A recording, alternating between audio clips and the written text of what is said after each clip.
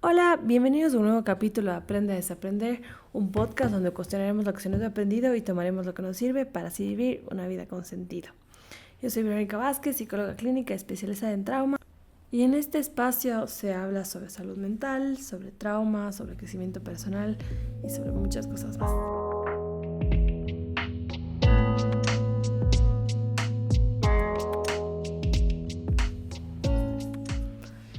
Y bueno, el otro día hicimos una encuesta en Instagram en ver qué tema iba a ser el siguiente del podcast y ganó la culpa.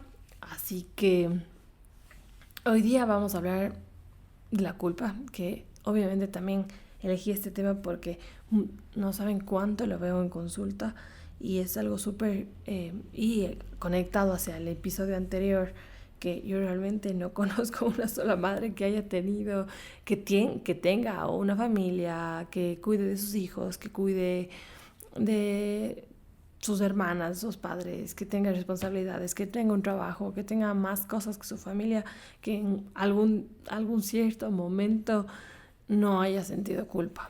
Creo que se implanta aún más profundo la culpa cuando uno es madre, pero bueno, este episodio igual no tiene que ver exactamente solo con ser madre, sino la culpa en general, porque lo veo un montón en mis pacientes, como les decía, y por eso hoy vamos a hablar un poquito más sobre ello. Comenzando con que obviamente la culpa no es una emoción primaria, que obviamente yo comencé a hablar en otros episodios sobre el miedo o tal vez pues la felicidad o la tristeza, que son realmente casi que emociones instintivas y automáticas. Entonces eso quiere decir que la culpa es una emoción aprendida y eso obviamente va a depender de cómo la familia haya visto la culpa, o cuáles fueron las narrativas que se dio en medio de la familia, o cuáles fueron mis experiencias en las experiencias que yo he tenido con la culpa en mis edades tempranas, o cómo yo vi cómo la gente se relacionaba con la culpa, la gente que estaba a mi alrededor. Esto sí se gesta en los primeros años de vida y la culpa es una emoción que surge cuando sentimos que hemos hecho algo mal o hemos fallado, y obviamente es incumplir un poco de nuestras expectativas o de los demás. Es una respuesta interna que nos avisa cuando creemos que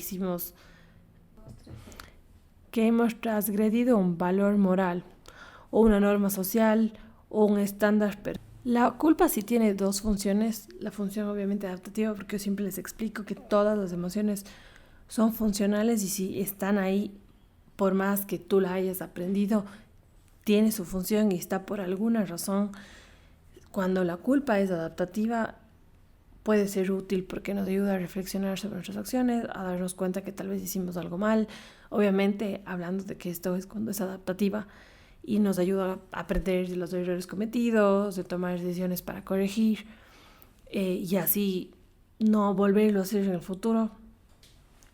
Está conectado mucho más como que hace comportamientos más éticos y te mantiene alineado a tus valores. Pero también hay la culpa desadaptativa, que es cuando se vuelve desadaptativa, cuando es excesiva, cuando es irracional, cuando nos culpamos por cosas que están fuera de tu control o cuando te has quedado con la emoción a pesar de que has hecho todo para remediar la acción que cometiste o la situación que pasó. La culpa te estanca, te ancla negativamente en la no acción y de verdad te quita posibilidades, porque muchas veces es como, ya, como tuve la culpa, mejor ya no hago nada, como tuve la culpa, la próxima vez ya no me expongo, como tuve. Entonces, hay veces, hemos hablado muchísimo en el podcast del miedo, y el miedo puede ser también una emoción que te paraliza, pero muchas veces sí puede ser hasta un trampolín, porque a veces hay momentos en los que igual lo haces con miedo.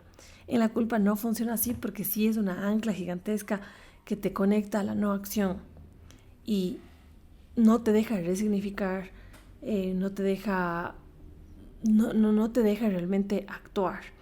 Por eso es súper importante el conectar con el arrepentimiento, con el cambiarle hacia responsabilidad, porque muchas veces si no te das cuenta que estás viviendo con esta culpa, no puedes concientizar y por eso no puedes erradicarla. ¿Por qué pasa esto? Sí, Sí pasa porque muchas veces hemos conectado la acción con la persona.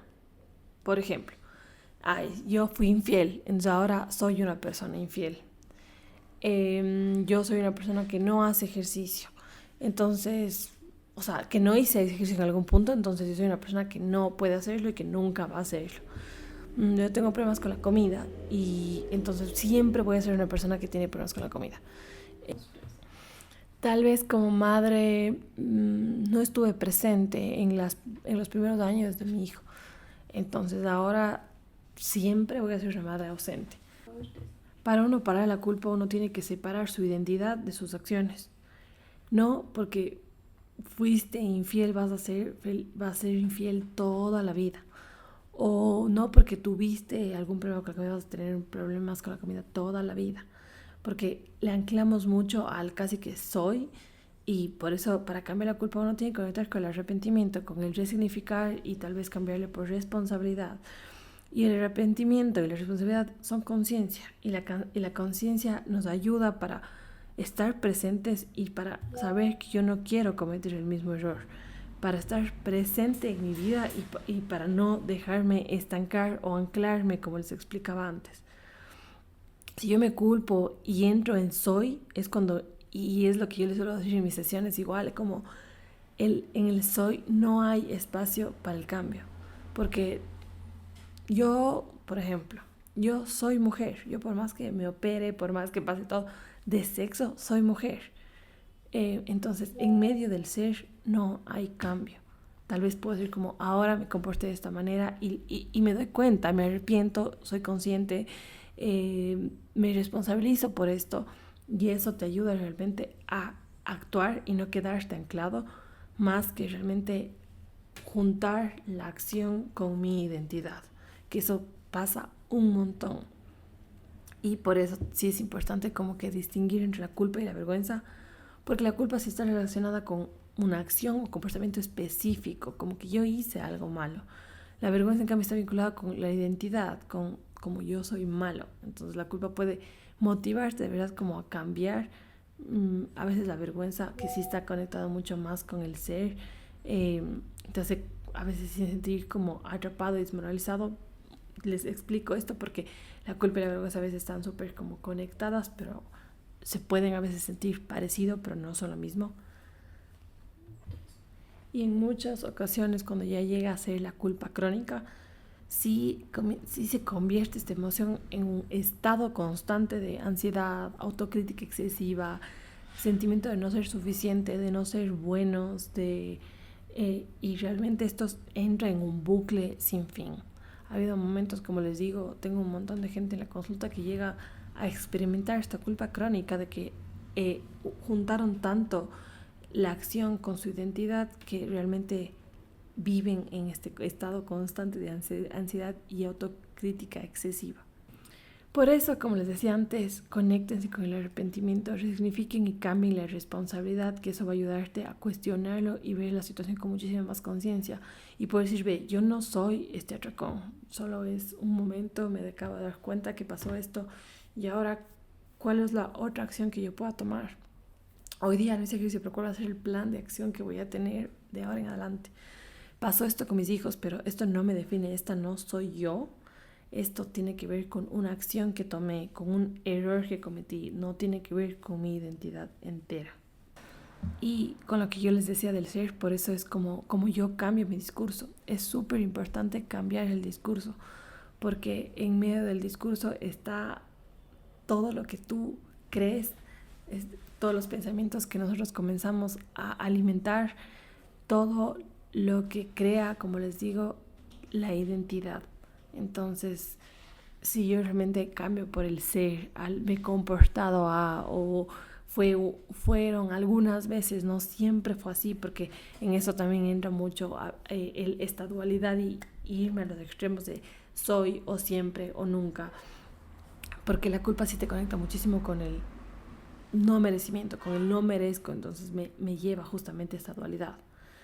Por eso es importantísimo, como les decía, cambiar el discurso, porque una acción no te va a definir para siempre y que entender y repetirnos todo el tiempo, que de verdad lo único constante es el cambio y tú estás en cambio constante.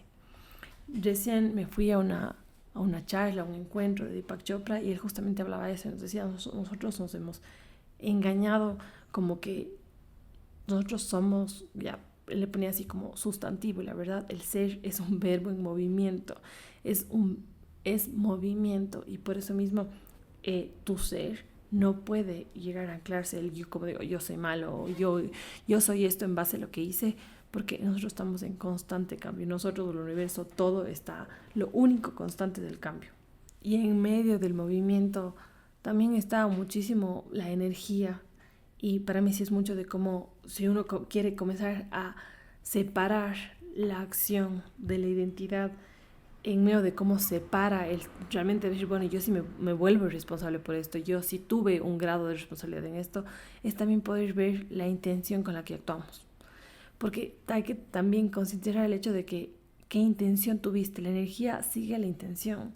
Y hay muchas veces que, por ejemplo, en el ejemplo de ser madre, tal vez en ese momento actué de alguna manera, pero no estaba con ninguna intención de herir, de hacer el mal, y en base a esa intención realmente es donde uno tiene el resultado. La intención, y por eso comenzamos a satanizar la equivocación, y en general la equivocación es lo que realmente nos hace crecer, lo que te hace avanzar, porque te hace dar cuenta que por ahí no era.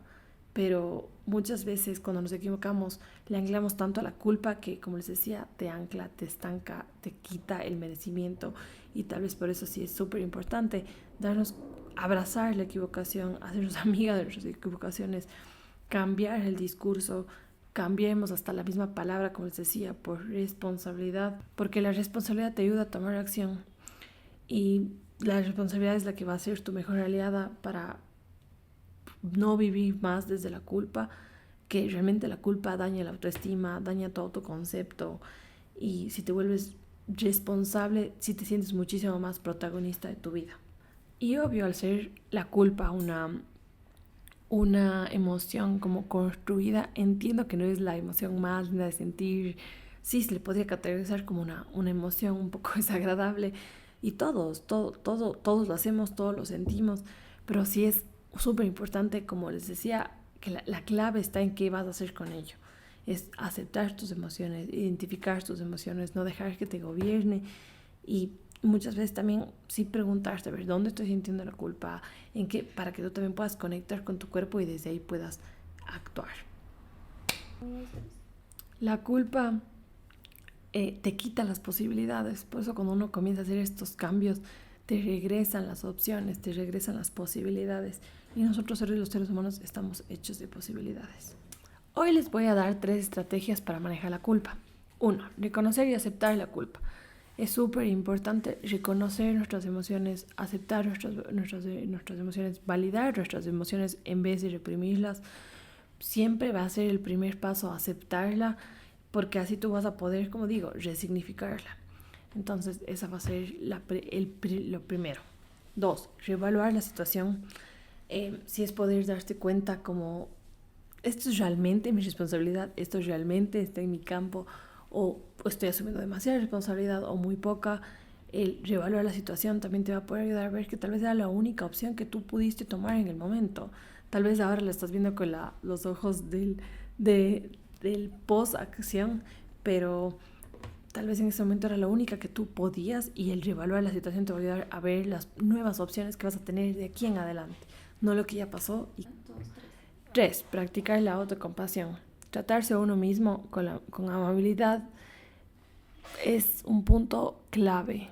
Siempre piensa en ti como si fueras tu mejor amigo. ¿Cómo le tratarás tú a tu mejor amigo si tomó una mala acción, si se equivocó?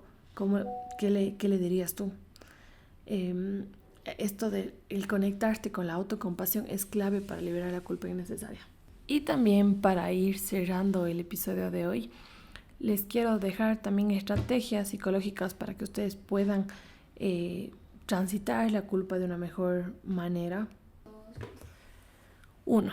La reestructuración cognitiva. El objetivo de esto es identificar y cambiar los pensamientos irracionales o distorsionados que te generan culpa. La técnica está basada en trabajar e identificar creencias que alimentan la culpa y reemplazarla por pensamientos más realistas y equilibrados. Preguntar, como yo les explicaba al principio del episodio, ¿de dónde viene esto? ¿De dónde viene esta narrativa? ¿Esto realmente es mío? O sea, ¿quién implantó esto en mí? ¿Esto de quién es? ¿Esto realmente lo creo yo ahora? Para que así tú puedas como reconstruir esa parte y devolver la persona a la que le pertenece, o como digo, en comenzar a cambiar las creencias. 2. La terapia de compasión, como les decía antes, es desarrollar actitudes mucho más compasivas hacia uno mismo, y la técnica se basa en practicar de verdad ejercicios de autocompasión, como escribir cartas hacia uno mismo desde una perspectiva mucho más compasiva, o pueden buscar en Spotify así como meditaciones de compasión y les va a ayudar a conectarse con toda esta energía. 3. Trabajarlo en terapia, puede ser con MDR para desensibilizar, para procesar las experiencias traumáticas o recuerdos que te generan culpa, o en terapia igual con aceptación y compromiso, que si esta técnica te ayuda a aceptar las emociones en general sin dejar que te controle en el decidir las acciones.